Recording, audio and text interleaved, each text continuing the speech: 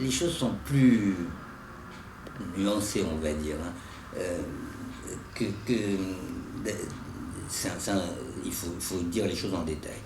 Cette façon de déclencher la passion amoureuse entre deux jeunes gens n'est pas seulement un acte de manipulation. Parfois, c'est un acte utile, hein. Je vais vous expliquer. Dans beaucoup de mondes, dans beaucoup d'univers, c'était une façon de... Vous voyez, on mariait des gens, par exemple, à 14 ans, 15 ans. Souvent, ils étaient de la même famille, mais ils ne se connaissaient pas, ils s'étaient croisés, ils s'étaient aperçus seulement. Et puis du jour au lendemain, ils allaient vivre ensemble, devoir avoir des relations sexuelles, élever des enfants ensemble, fonder un foyer. Peut-être ça marche, peut-être ça marche pas. Donc, on est inquiet. La famille est inquiète. Parfois, le village tout entier est inquiet. Et on a envie que ça tienne, quoi. Et donc, en fait, on fabriquait alors des parfums, des produits à manger, des objets à poser sous les lits, des choses comme ça, justement pour faire rester ensemble ce couple. Donc dans ce cas-là, ce filtre d'amour, il n'avait pas de fonction manipulatoire. Il s'agissait de rendre agréable quelque chose qui était une obligation, quoi, en fait, d'allier l'utile à l'agréable, au fond, quelque chose comme ça. Et c'est, par exemple, tous les filtres qu'on connaît au Maghreb, par exemple, viennent de ces traditions-là, hein. Alors évidemment, une fois qu'on sait le faire, on peut le faire pour d'autres raisons. Mais au départ, on voit très bien la fonction de ces choses-là. En Inde encore aujourd'hui, on se marie à distance, en fait, hein. C'est-à-dire, par exemple, vous avez un Tamoul qui vit à Londres, un autre qui vit au Sri Lanka, et puis le Tamoul écrit à sa maman, il lui dit maintenant je veux me marier, la maman lui trouve une épouse.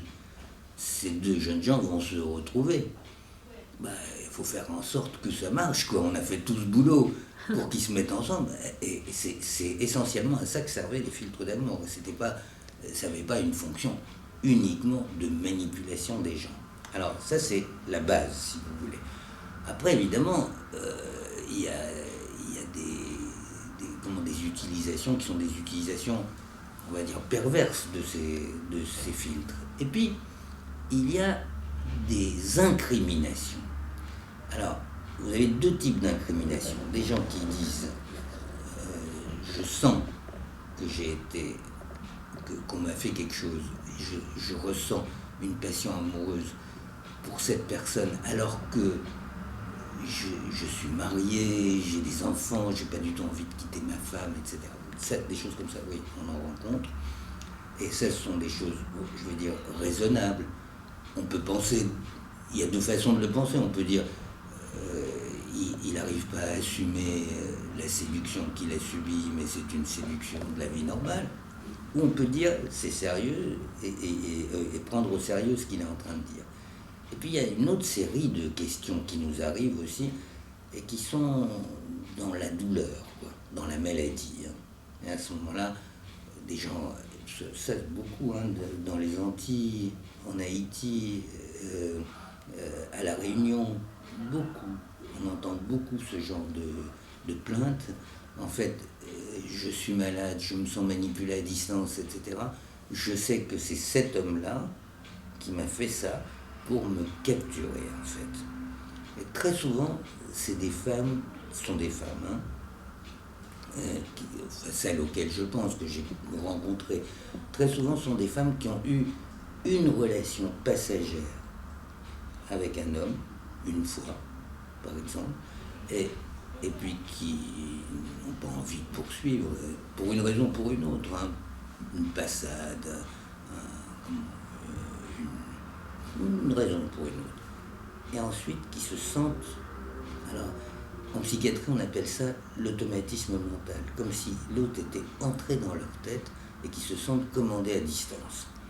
Là, vraiment, on est rentré dans la psychopathologie et on a le choix entre deux solutions. Ou bien on prend au sérieux cette proposition, et moi je trouve ça extrêmement intéressant de prendre ça au sérieux, mais c'est dans la pratique clinique, hein.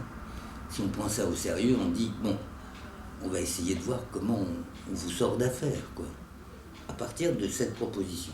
Ou bien on dit elle délire et on la soigne comme si c'était un délire d'une autre nature, puisqu'il y a quelques façons de délirer dans le monde, vous imaginez bien. Et je pense que la première façon a un avantage considérable. C'est que quand on travaille à partir de ces données, on rattache cette personne à son monde.